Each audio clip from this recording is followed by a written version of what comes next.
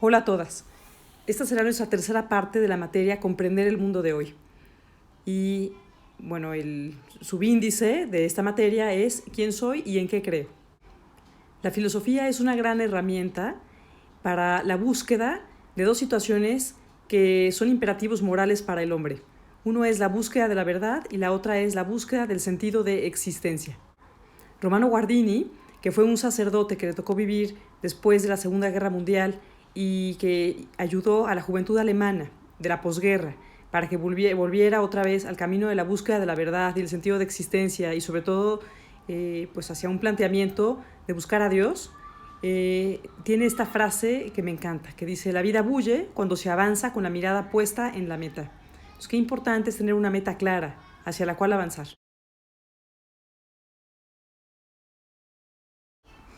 Ya hemos hablado en diferentes ocasiones acerca de lo que es la verdad. La verdad es un punto de referencia para el hombre. Justo es lo que permite que el ser humano pueda apuntar a una meta concreta. Y la verdad es algo que sí se puede ir más o menos alcanzando, ¿no? No se puede alcanzar del todo porque es mucho más grande que el ser humano, pero sí podemos ir avanzando hacia su encuentro. Esto es una realidad, ¿no? Entonces, entender esto es muy importante para poder también comprender cuál es el lugar del hombre en el mundo y entender que el hombre no es la verdad, ¿no? El hombre puede tener una percepción de esta verdad, pero nunca será lo mismo la percepción de la verdad que la verdad.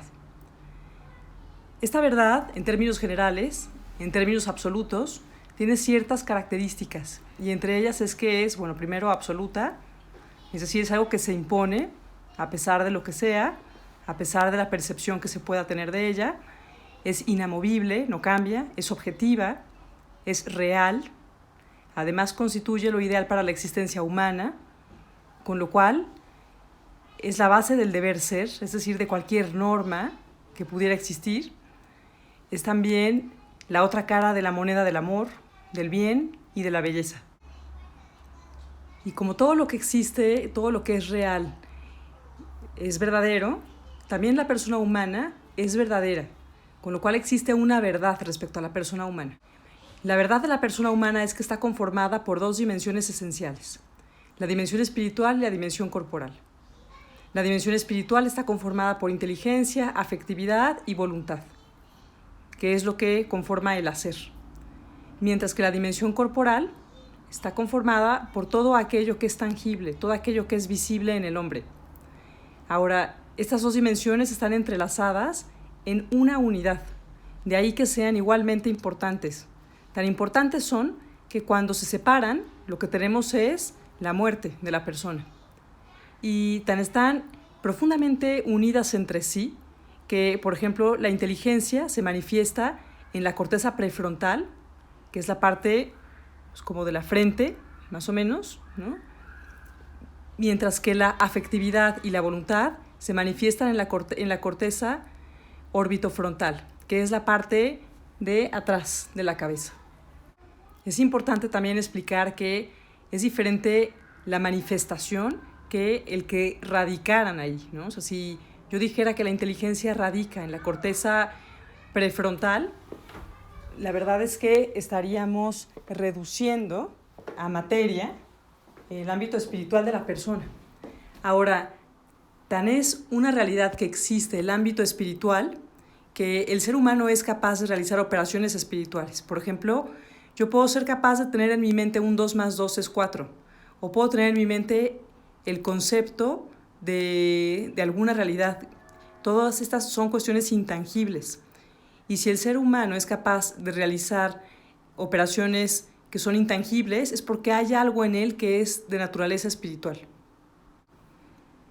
El hecho de que cada persona constituya una verdad en sí mismo nos tiene que llevar a la reflexión acerca del autoconocimiento personal y también de este otro elemento que es muy de índole psicológico, pero que es importante tener en cuenta, que es lo que se conoce como autoestima. La autoestima es la percepción personal, es decir, la verdad subjetiva que una persona puede tener de sí mismo. A veces coincide con mi propia verdad y a veces no. A veces yo puedo tener una autoestima baja, que es una percepción, pues la verdad, pues muy bajita acerca de mi propia verdad, pero a veces yo puedo tener quizá una percepción muy alta de quién soy, que también es una verdad que tampoco es del todo realista, que no coincide con mi verdad. Si Aristóteles estuviera vivo hoy por hoy y se metiera al ámbito psicológico, quizá habría hablado de autoestima realista, que es aquella que me hace ser consciente de mis debilidades, pero también de mis talentos, y me lleva de alguna manera a querer trabajar en esta gran labor de convertirme en una mejor versión de mí mismo. Con eso estamos llegando a una concepción del ser humano como una realidad que no es acabada, una realidad que tiene capacidad de crecer, de mejorar, de alcanzar el cielo, de convertirse en la mejor versión de sí mismo. O sea, todo esto está en el mismo cajón. No puedo encontrar en compartimentos separados el alcanzar el cielo y el convertirme quizá en mejor profesionista, mejor madre, mejor esposa, ¿no? Sino que están en el mismo cajón. Esto es lo que se conoce como humanización.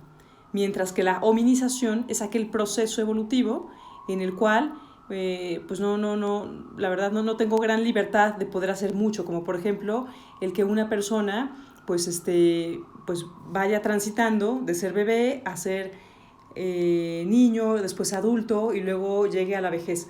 No, aquí no se puede hacer mucho, y lo que me cabe aquí de posibilidad es pues conocer esta verdad, aceptarla, amarla y sacarle el mejor provecho posible, ¿no? Aquí es en donde ya vamos entrando también al ámbito de que la verdad, por ser tan grande, por ser tan absoluta, pues muchas veces lo que me deja, lo que deja en mi cancha es el que yo pueda conocerla, descubrirla, aceptarla y amarla. Bueno, y así entonces estamos llegando a que mi verdad más radical está conformada por mi esencia. O sea, una cosa es la esencia y otra cosa es los accidentes, ¿no? O sea, la esencia es aquello que nos hace ser lo que somos. Es aquello en donde está afincada realmente la verdad de cada realidad existente. En el caso de la persona humana, por ejemplo, en el caso personal de nosotras, pues nuestra esencia es que somos personas, en un modo de ser mujer, que somos también madres, somos esposas, algunas somos profesionistas, somos mexicanas, ¿no? o de otra nacionalidad distinta, en fin, o sea, todo esto es parte de nuestra esencia, es parte de nuestra verdad, y lo que nos queda es amarla, respetarla, aceptarla y hacer lo mejor que podamos con ella, ¿no? Mientras que la realidad accidental, pues es en donde sí tenemos libertad para actuar, es en donde Dios cuenta con nuestras fuerzas para poder embellecer y para poder sacarle pues mucho más finura a toda esta esencia que nos ha dado como regalo. Esta lámina ya la hemos visto en otra ocasión, pero bueno, aquí nada más ya para unirla a todo este discurso que es importante, entender que la inteligencia que se manifiesta en la corteza prefrontal, como ya decíamos, tiene dos objetos concretos, ¿no? O sea, uno es conocer y otro es lograr formarse. Pero no podemos, y lograr formarse y lograr también ser un instrumento que me permita pensar, ¿no? No es lo mismo conocer que pensar, son dos situaciones distintas. Y es muy importante comprender la diferencia entre una y otra, pero yo no puedo pensar si no estoy en aptitud de conocer. Entonces, por eso qué importante es conocer cómo va el proceso de conocer. El proceso de conocer arranca con los sentidos externos, como ya lo hemos visto, vista, tacto, olfato, gusto, oído. Después pasa a los sentidos internos, en donde se da una abstracción. Yo puedo obtener un concepto de aquello que he ido conociendo, ¿no? Después, con el sentido común, yo puedo aplicar este concepto a diferentes realidades en mi vida. Por ejemplo, yo si ya tengo el concepto de haber conocido un perro y ya lo tengo en mi cabeza, puedo salir a la calle y aplicar este concepto de perro a diferentes realidades que sean perro. Puedo también llevarme a la imaginación y soñar con un perro. Puedo hacer un primer juicio afectivo, decir, ay, qué lindo perro, qué bonito perro, me lo llevo a mi casa. Solamente con la afectividad tomar una decisión. Puedo también ejercer una memoria que aquí me lleva también a recurrir a la importancia del pasado histórico que puedo tener para poder hacer un juicio pues un poco más objetivo, O sea, puedo de alguna manera recordar que alguna vez en una experiencia tuve un perro que, no sé, se comió el sillón de mi sala, ¿no? Y después puedo acudir a un último juicio, que es un juicio mucho más completo, que involucra no nada más la afectividad, sino también la inteligencia y la voluntad, y que es lo que se conoce como raciocinio.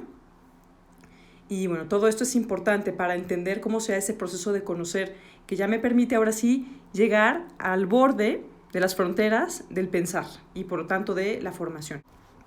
Cuando la inteligencia se coloca enfrente de la verdad y de la realidad, de esta verdad objetiva, puede pues, tener diferentes percepciones que pueden ser de certeza, de error o de duda, ¿no? Yo puedo tener la certeza de que ahora es de día o de que ahora es de noche, o puedo tener duda porque a lo mejor me desvelé y tengo pues las blackouts hasta abajo y entonces pues no tengo ni idea si es de día o de noche, ¿no? O puedo estar en el error también, ¿no? Y bueno, aquí también esto nos lleva a darnos cuenta que el ser humano necesita de la virtud de la humildad para poder acercarse a la verdad y para saber que cada vez puede tener un conocimiento más nítido de esta verdad. Es como cuando vamos al oculista y entonces nos ponen diferentes lentes para ver con cuáles vemos mejor, ¿no? Así es un poco la vida, o sea, ir obteniendo el mejor lente que podamos para irnos acercando a descubrir esa verdad objetiva de un mejor modo. Aquí hay que también tener claros dos conceptos que además han sido acuñados en el diccionario de Oxford desde 2015 más o menos, en concreto el concepto de posverdad. La posverdad es aquella, bueno, el diccionario de Oxford lo define más o menos así, como aquello que yo siento que es verdad, ¿no? Y bueno, claro que la verdad no puede coincidir con aquello que yo siento que es verdad. Volvemos al juicio de la afectividad, ¿no? O sea, por más que yo sienta que mi perro es mi hermano, pues la verdad es que, qué pena, pero eso no coincide con la verdad objetiva, ¿no? Y la posverdad da origen a un posdeber, es decir, cuando una persona somete solamente a su afectividad el que la verdad sea resultado de aquello que yo siento que es verdad, es evidente que eso va a traer como consecuencias el que entonces en mi modo de actuar yo me siga por el imperativo moral de aquello que yo siento que es verdad y por lo tanto me voy a comportar de acuerdo a eso, ¿no? Lo vemos hoy por hoy, ¿no? Por ejemplo, en algunos relatos en donde, no sé, aquel padre de familia que decidió abandonar a su familia y a sus hijos porque él sentía que era una ardilla atrapada en el cuerpo de un hombre y se fue a vivir al bosque y abandonó a todos y a comportarse como ardilla, ¿no? Entonces, este es como justo un posdeber seguido de una posverdad. Ahora, otra cuestión importante es que esta esencia de persona que vamos teniendo, esta verdad nuestra, está conformada por una parte por una identidad personal y por otra por una identidad cultural, ¿no? O sea, es cierto que una persona es profundamente influenciada por el tiempo histórico, cultural en el que le toca vivir. Y por supuesto que incluso su mente, su afectividad, su voluntad puede verse configurada respecto a esto, ¿no? Pero también por otra parte yo tengo una identidad personal con la que he nacido, que está conformada por mi personalidad, por el carácter que voy obteniendo, por toda esta carga esencial que ya hablábamos hace rato, y todo esto es parte de mi verdad. Pero aquí, siempre sin perder de vista el que la cultura es algo que es moldeable, que es modificable. Este video lo deja muy claro, ¿no? Este video que seguramente lo habrán visto ya alguna vez, creo que yo hasta yo misma ya se los he puesto por ahí alguna vez, en donde vemos que son las dos mismas personas bailando diferentes tipos de música desde los 20 hasta después del 2000, y vemos cómo es que la identidad personal en ellos no cambia, pero sí su modo de vestir, su modo de bailar, incluso hasta de percibir la música, en fin. Entonces, la cultura es algo que surge después de la persona, y la cultura es algo que ha de existir para humanizar al hombre, para humanizar incluso su identidad personal. En el momento en el que la cultura transgreda toda esta identidad personal, por supuesto que pues debe de dejar de existir. Este esquema es interesante para ya irnos metiendo a toda esta realidad de la espiritualidad humana, en donde vemos como cuando estamos frente a una religión, ¿no? Pues hay una actitud profunda, primero que nada, de entender que la verdad es una meta, es un sentido de existencia, es algo objetivo que yo he de buscar, descubrir, a lo que debo de buscar acercarme cada vez más, pero que me queda lejos, que yo soy pequeñísimo frente a esa verdad y que por lo tanto lo que me queda es pues aceptarla, reconocerla, amarla, no buscar mediatizarla ni instrumentalizarla, mientras que en el esquema de las sectas, de las ideologías, de las herejías, encontramos que el ser humano tiene una pretensión de imponerse por encima de ellas, como en el relato de Enrique VIII, ¿no? Cuando pues, la Iglesia Católica no le permite anular su matrimonio para volver a casarse, tenemos que lo que él busca es tener la posibilidad de mediatizar y de instrumentalizar una religión que sí se lo permita, ¿no? Y así es como surge el anglicanismo también. Entonces, pues bueno, aquí vemos, ¿no? O sea, cómo es que además en las sectas, herejías e ideologías, pues lo que sucede es que cuando yo busco hacer un traje a la medida de la espiritualidad, pues lo que sucede es que pues vamos a encontrarnos con un sinnúmero de versiones hechas al gusto de cada quien, a la carta de la persona en concreto. Otro ejemplo, por ejemplo, de secta, más o menos, pues es lo que se conoce como el transhumanismo, ¿no? El transhumanismo es una corriente de pensamiento ligada al desarrollo de la informática que da como resultado el proyecto de la inteligencia artificial. Y bueno, cuando se genera la controversia moral es cuando tiene su punto de origen en ideologías como el ateísmo, el racionalismo o el cientificismo. Y algunas consecuencias de todo esto es que se tiene una pérdida de referencia de quién es el hombre y cuál es su lugar en la naturaleza. Se da también una transacralización, es decir, se busca hacer sacras realidades que en realidad pues, no son más que cuestiones paganas, que no son más que cuestiones materiales, ateas y demás, ¿sí? Y el momento culmen, dice el transhumanismo, será aquel en el que la inteligencia artificial supere en todo a la inteligencia humana, momento esperado como apocalipsis y génesis a la vez, ¿no? Entonces, bueno, del transhumanismo llevado así es un ejemplo también de una cuestión sectaria, una cuestión ideologizada, ¿sí? De cómo es que el hombre busca construir una pseudo-verdad y construirla como espiritualidad, ¿no? Entonces, o sea, para que veamos que no nada más podemos pensar en una secta como el protestantismo o en una, incluso pues en una ideología pues como el comunismo o en el ateísmo o lo que sea, como verdades subjetivas que estén por encima de la verdad objetiva, sino que también este es otro ejemplo, además pues muy actual, de cómo la inteligencia artificial puede llegar a estos, ¿no? A eso. Ahora, otro ejemplo de cómo los proyectos que tienen que ver con las nuevas tecnologías y demás pueden ser muy útiles y pueden incluso favorecer a la verdad objetiva, lo estamos viviendo hoy por hoy, ¿no? O sea, hoy que tenemos oportunidad incluso de estar presentes en misa, pues gracias a las nuevas tecnologías, nos hablan de cómo es que las creaciones humanas en este sentido, por supuesto que pueden sumarle al hombre en su descubrimiento a la verdad y no necesariamente tienen que ser algo negativo como pasa con esto del transhumanismo. Ahora vamos a establecer rápidamente la diferencia entre la fe religiosa y la ideología.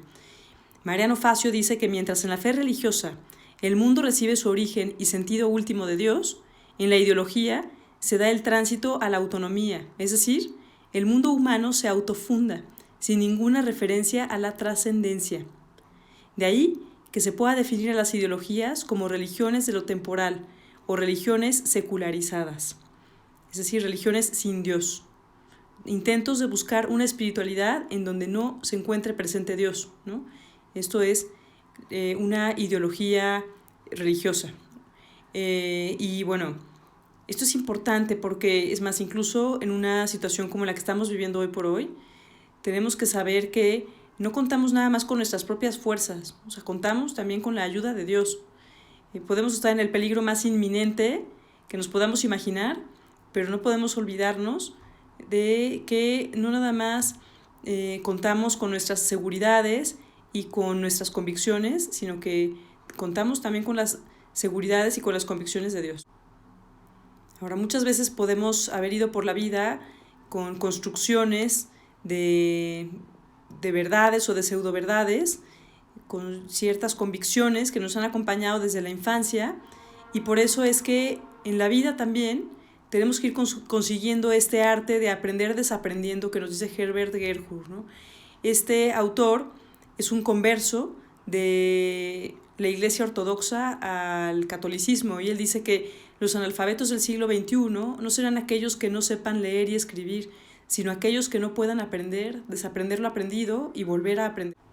Desaprender no significa olvidar lo aprendido, sino tomar los modelos de éxito que han servido en el pasado y analizar qué puedo mantener, qué puedo eliminar, qué puedo cambiar, qué puedo mejorar. Este es un gran reto en el que hay que ilusionar también a los de nuestro alrededor. Esta escultura que está aquí, está en Ginebra, su autor es Albert Giorgi y se llama El vacío del alma. Entonces, esta es pues una buena escultura que nos perfila para poder hablar del sentido de existencia. Y bueno, el sentido de existencia arranca del autoconocimiento personal. Sócrates decía, conócete a ti mismo. Esto lo tenía, este eslogan estaba hasta arriba de su academia, casi como afirmando que aquel que no se conociera a sí mismo, pues que ni se le ocurriera pretender entrar a su academia, ¿no? Entonces el autoconocimiento, que además se puede llegar a él en buena parte gracias al examen de conciencia, o sea, de ahí que el examen de conciencia sea una gran herramienta de veras de sentido común y de lógica que debe acompañar al hombre siempre, es algo muy importante para poder buscar apuntar al sentido de existencia, el que yo pueda entender cuáles son mis talentos, pero también qué necesidades tiene el mundo. Me parece que es lo que nos puede ir perfilando hacia descubrir mi vocación, que ese es el sentido de existencia. Ahora, también para poder trabajar hacia el sentido de existencia hay que trabajar en la propia intimidad, en formar, en fortalecer, en hacer fructificar esta intimidad que tenemos. Luego, que nuestra meta esté dotada de lógica y de razón. ¿No? Yo no puedo pretender a lo mejor dedicarme a las investigaciones de Marte y ser astronauta y demás y querer al mismo tiempo ser madre de 8 hijos, ¿no? Después, también comprender la diferencia entre la libertad y la responsabilidad. Y saber que para que haya libertad realmente se necesita que exista responsabilidad. Luego, que haya una conciencia y una rectitud de intención. Después también saber que puedo tener capacidad de sentir y de disfrutar, pero educar las emociones sin que éstas lleven las riendas de la vida humana. Conocer la diferencia entre el apetito concupiscible e irascible, son cosas de las que ya iremos hablando después. Así como entender bien a bien, como ya decíamos hace rato, la capacidad de juicio, la diferencia entre un juicio fincado solo en las emociones y un juicio en donde se amalgama el trabajo de la inteligencia, la afectividad y la voluntad, que ya puede apuntalar a que exista un criterio y convicciones sólidas. Me ha pasado que, por ejemplo, les pregunto a mis alumnas de sexto de prepa que si sienten alguna tendencia hacia alguna de estas dos realidades, el activismo y el aburrimiento, y me dicen que definitivamente la sienten hacia el activismo, ¿no? Esto es también una de las características de nuestro tiempo cultural actual. La prisa, la vida multitask, la sensación de hastío y luego entonces la tendencia a querer descansar, buscando entretenerme, olvidándome de todo, buscando que me entretengan más bien, ¿no? Todo esto es una tendencia a que haya una inflamación de la voluntad, lo que se conoce como voluntarismo, y que es totalmente la antítesis, el lado contrario de lo que es el aburrimiento, el no hacer, pero que también en el aburrimiento hay una sensación de vacío, y aquí, por el contrario, hay una tendencia a que haya una inflamación de la afectividad, y que sea esta la que dirige al hombre, ¿no? Entonces, encontrando estos dos polos extremos, podemos entender que tenemos que llegar a un equilibrio, que es en donde puede perfilarse el sentido de existencia y es en donde podemos encontrar la capacidad de amar, de paz, de silencio, de saber estar, de recogimiento, de búsqueda de la verdad, y todo eso se traduce en hacer el bien. La religión es un gran instrumento para encontrar el sentido de existencia personal. Me parece que es una gran herramienta para poder ir descubriendo pues esa meta a la que necesitamos tender. Antonio Gaudí, cuando se dedicó al trabajo de la Sagrada Familia, dijo por ahí esta frase: el hombre sin religión es un hombre carente espiritualmente, es un hombre mutilado. Aquí hay algunas definiciones de religión. Lactancio dice que religión proviene de religare, que es volver al vínculo o trato con Dios. Está muy de moda hablar del vínculo con el esposo, con los hijos, con los padres, etc. Pero qué bien volver a poner de moda el vínculo o trato con Dios.